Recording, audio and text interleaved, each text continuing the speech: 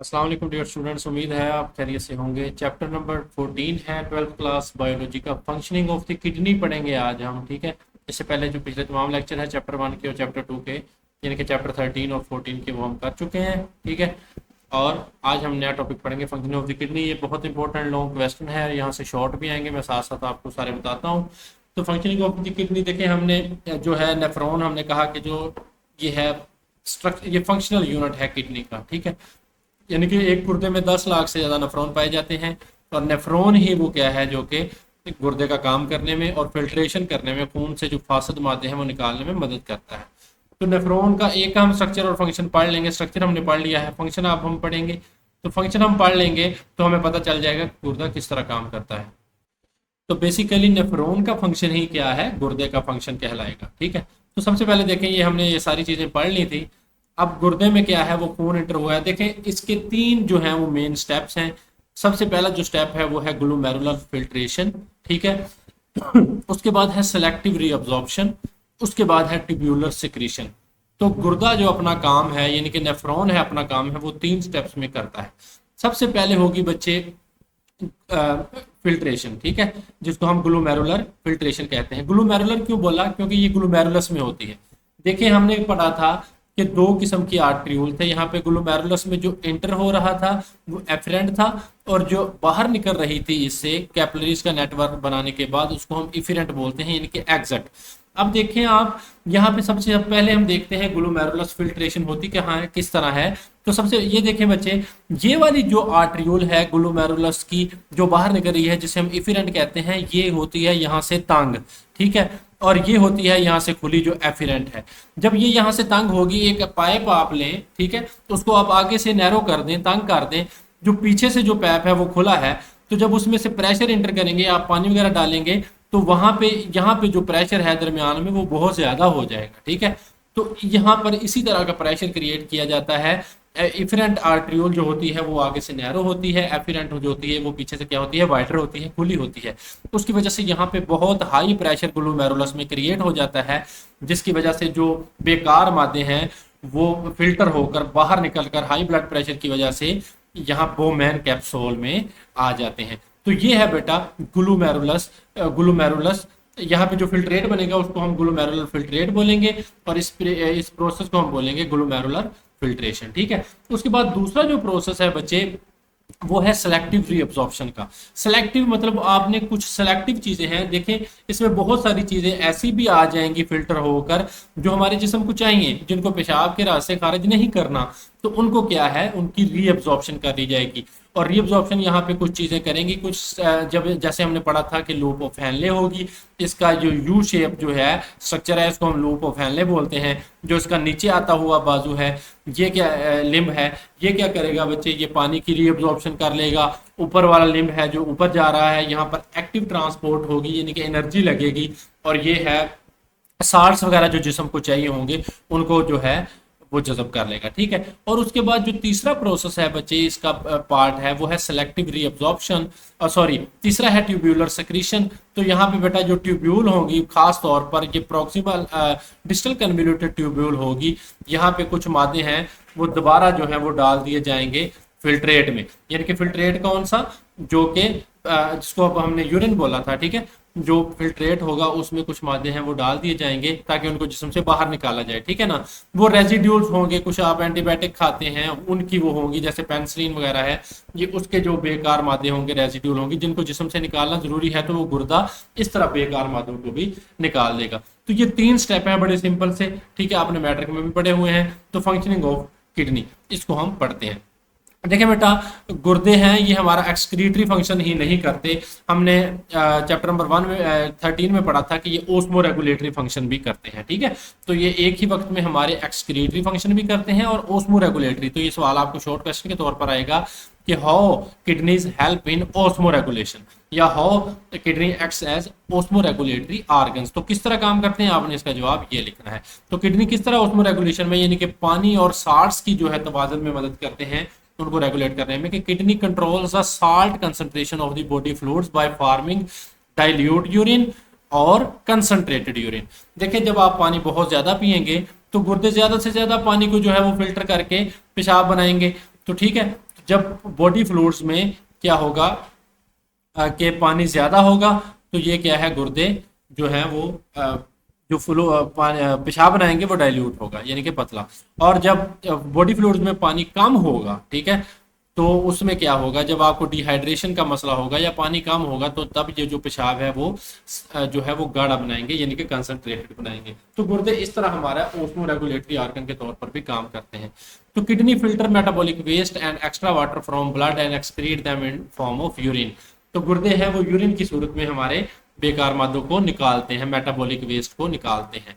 The process of urine formation comprises 3 major steps, ठीक है, that takes place in the nephron. Glomerular filtration है सबसे पहले, ठीक है, उसके बाद सिलेक्टिव रीअब्जॉर्प्शन है, ठीक है, और उसके बाद क्या है, ट्यूब्यूलर सेक्रीशन है। अब थ्योरी को हम जल्दी से पढ़ लेते हैं। ग्लोमेरुलर फिल्ट्रेशन, तो नाम बता रहा है कि ये ग्लोमेरुलस में होगा। The first step in the formation of urine is a physical process known as glomerular filtration. इसको हम अल्ट्रा फिल्ट्रेशन भी कहते हैं क्योंकि इसमें एडवांस किस्म की फिल्ट्रेशन है और जो बहुत सारे मादे हैं वो बाहर आ जाते हैं, ग्लोमेरुलर बोमैन कैप्सूल में चले जाते हैं। The efferent arteriole is narrower than the afferent arteriole. तो जो बाहर की तरफ जा रही है बेटा, इफिरेंट है, वो क्या है, नैरोअर है, और ये यानी कि तंग है, और ये वाली एफिरेंट क्या है, ये क्या है, खुली है, ठीक है। इस डिफरेंस की वजह से, due to this difference, the blood within the glomerular capillaries remains under relatively high pressure. तो यहाँ पे जो ब्लड है उसको हाई प्रेशर का सामना करना पड़ता है। This high pressure in the glomerulus forces water, urea, glucose, amino acids, vitamins and various salts like sodium, potassium, chloride from blood into the Bowman capsule. और इस हाई प्रेशर की वजह से ये जो पानी है, यूरिया है, ग्लूकोज है, अमीनो एसिड है, विटामिन है, ये सारी चीजें इस हाई ब्लड प्रेशर की वजह से क्या आती हैं, बोमैन कैप्सूल में चली जाती हैं, यानी कि इस प्याला नुमा स्ट्रक्चर में, कप नुमा स्ट्रक्चर में चली जाती हैं, ठीक है। अच्छा, उसके बाद क्या होता है, अबाउट 150 यानी कि 20% of the fluid portion of the blood filters into the Bowman capsule and is called glomerulus filtrate, ठीक है। अब खून में से तकरीबन 20% मवाद है, जितना खून आया था उसका जो 20% है वो अब फिल्टर होकर कहाँ चला गया है, बोमैन कैप्सूल में चला गया है। इसको हम ग्लोमेरुलर फिल्ट्रेशन बोलते हैं। तो ये इंपॉर्टेंट शॉर्ट क्वेश्चन है कि व्हाट इज ग्लोमेरुलर फिल्ट्रेट। तो ये ग्लोमेरुलर फिल्ट्रेट की आपने ये डेफिनेशन लिखनी है, ठीक है। उसके बाद है plasma proteins like albumin, globulins and blood cells are too large to pass through the capillary walls, so these structure remain in the blood। तो देखें कुछ चीजें होती हैं जैसे प्रोटीन्स होती हैं, जैसे प्लाज्मा प्रोटीन जो प्लाज्मा में मौजूद होती हैं, जिनमें एल्ब्यूमिन है, ग्लोबुलिन्स हैं और ब्लड सेल्स हैं, ये बहुत बड़े होते हैं साइज में, ठीक है। तो ये कैपिलरी की जो वाल्स हैं, यानी कि ये वाली जो वाल हैं, यहाँ से ये नहीं गुजर सकते, इसलिए ये खून में रहते हैं, ये बाहर नहीं आते, ठीक है।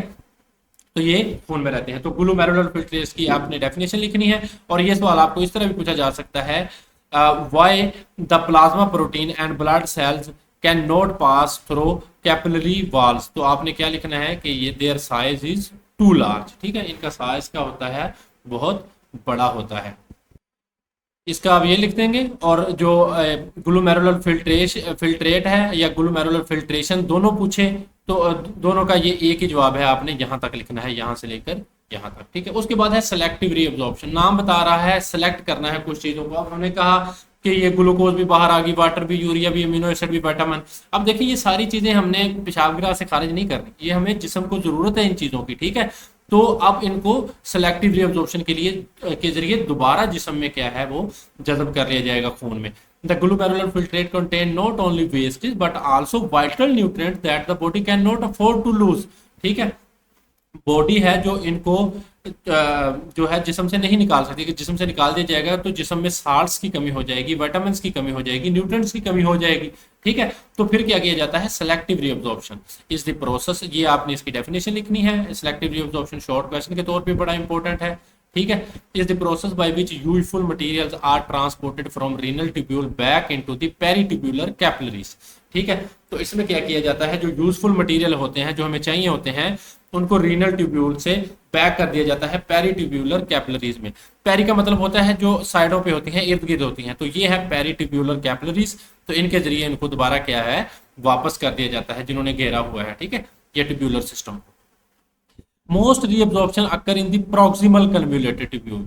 तो ये जो प्रोक्सिमल कन्वोल्यूटेड ट्यूब्यूल होगी जो पास ही होगी बोमेन कैप्सूल के, ज्यादातर जो है एब्जॉर्प्शन ये यहाँ से शुरू हो रही है, ये वाला सारा बलदार हिस्सा, तो यहां से क्या होगी, सिलेक्टिव रीअब्जॉर्प्शन ज्यादा होगी। ठीक है, in this region about 75% of the water returns from filtrate to the capillaries by osmosis. तो पानी यहाँ ओस्मोसिस के जरिए क्या है होगा और वापस चला जाएगा खून में। ठीक है, क्योंकि पानी जिस्म से सारा नहीं निकालना। Glucose, amino acid and salts like sodium है, पोटाशियम है और कैल्शियम है are return from proximal tubule to the blood by active transport. देखें, जो पानी है वो ओस्मोसिस के जरिए गया, ठीक है, और प्रोक्सिमल कन्वोल्यूटेड ट्यूब्यूल में गया, और ये जो साल्ट हैं और कैल्शियम के आयंस हैं ये एक्टिव ट्रांसपोर्ट के जरिए गए, यानी कि इनको करने के लिए आपको तवानाई की जरूरत पड़ेगी, एटीपी की जरूरत पड़ेगी। एक्टिव ट्रांसपोर्ट में एडिनोसिन ट्राइफॉस्फेट की सूरत में एनर्जी की जरूरत पड़ती है, लेकिन जो पानी की रीअब्जॉर्प्शन है वो ओस्मोसिस के जरिए हो जाएगी, उसके लिए एनर्जी की जरूरत नहीं पड़ेगी। As the filtrate move further, more water is reabsorbed in the descending limb of the loop of Henle। उसके बाद ये लूप ऑफ हैनले का यू शेप जो नीचे आता हुआ पोर्शन है, इससे पानी की रीअब्जॉर्प्शन हो जाएगी। ठीक है, ascending limb is impermeable to water but actively transport salts out of the tubule। और ये जो ascending limb है, ये जो ऊपर जा रहा है यू शेप का लूप ऑफ हैनले का, इससे जो है वो साल्ट की रीअब्जॉर्प्शन होगी। पानी के लिए इम्परमिएबल है, पानी को ये यहाँ से नहीं गुजरने देती। ठीक है, उसके बाद some water and salts are also reabsorb from the distal convoluted tubule. उसके बाद जो तीसरा हिस्सा आ गया, ये स्ट्रक्चर बच्चे मैंने पढ़ाया हुआ है पिछले 2 लेक्चर में, तो आप अगर ये समझ नहीं आ रही अभी आपको तो पिछले 2 लेक्चर सुनिए, आपको ये सारी समझ आ जाएगी। ठीक है, तो जो डिस्टल कन्वोल्यूटेड ट्यूब्यूल है जो डिस्टेंस पे है उसके जरिए भी रीअब्सॉर्प्शन हो जाएगी। ठीक है, collecting duct is the final site for water reabsorption. अब यहाँ पे जो ये कलेक्टिंग डक्ट है, ठीक है, यहाँ पे जो है फाइनल रीअब्जॉर्प्शन हो जाएगी, यानी कि जगह जगह पानी की है रीअब्जॉर्प्शन हो रही है। गुर्दे का काम है कि जिस्म में पानी पूरा रखना है। ठीक है, तो ये पूरा पानी रखने के लिए मदद करेगा। उसके बाद तीसरा काम है बच्चे ट्यूब्यूलर सेक्रीशन। अब देखें बहुत सारी चीजें हैं वो, अब ये ना उल्ट है, tubular secretion is opposite to reabsorption. Reabsorption में क्या किया था कि मादों को खून से जज़ब कर लिया गया, खून में दोबारा जज़ब कर लिया गया था फिल्ट्रेट से उठाकर। यहाँ पे क्या है, फिल्ट्रेट में डाला जाएगा। तो ट्यूब्यूलर जो ट्यूब्स होंगी, ट्यूब्यूलर सिस्टम है ये वाला सारा, जिसमें ये प्रोक्सिमल आती है, ठीक है, डिस्टल आती है, लूप ऑफ हैनले आती है, इनसे खून में दोबारा क्या है फिल्ट्रेट में चीजें डाल दी जाएंगी जो बेकार मादे हैं। ठीक है, इन दिस प्रोसेस आपने यहां से इसकी डेफिनेशन करनी है। In this process the epithelial cells of the distal convoluted tubule take some material from surrounding blood and secrete into the filtrate. तो जो ग्लोमेरुलर फिल्ट्रेट है ये क्या करते हैं कि खून से बेकार मादे उठाते हैं और उनको फिल्ट्रेट में, जिसने पेशाब के रास्ते निकलना है, उसमें डाल देते हैं। उस सेक्रेटेड सब्सटेंसेस में क्या आएगा, हाइड्रोजन के आयंस आएंगे, हमें नहीं चाहिए। अमोनियम, पोटाशियम आयंस आएंगे, ये भी अगर ज्यादा होंगे तो हमें नहीं चाहिए। वेरियस मेटाबॉलिक टॉक्सिन्स हैं, कुछ जहरीले मादे हैं, वो भी नहीं चाहिए, वो भी गुर्दा निकाल देता है। और ड्रग रेजिड्यूज हैं, आपने कोई एंटीबायोटिक यूज की, उसका मेटाबॉलिज्म होने के बाद उसके जो रेजिड्यूज बच गए, बाकियात बच गई, उनको निकालना है। ठीक है, तो ये आपने इसकी डेफिनेशन यहाँ तक करनी है, यहाँ से लेकर through tubular secretion of hydrogen ions the kidney play role in maintaining the acid base balance of the pH of the blood. तो जब हाइड्रोजन के आयन है, देखें बच्चे, जो पीएच है उसको जो चीज मुतासर करती है वो हाइड्रोजन आयन कंसंट्रेशन है। पीएच की तारीफ ही क्या है कि logarithm log of hydrogen ions concentration. ठीक है ना, अब हाइड्रोजन के आयंस जब गुर्दा निकाल देगा तो जो खून की पीएच है वो भी क्या है, मेंटेन हो जाएगी। ठीक है, तो इस तरह जो है गुर्दा है इन 3 स्टेप्स में काम करेगा, ग्लोमेरुलर फिल्ट्रेशन, सेलेक्टिव रीअब्जॉर्प्शन और ट्यूब्यूलर सेक्रेशन। उसके बाद है एलिमिनेशन ऑफ यूरिन, इस यूरिन को जिस्म से बाहर निकालना।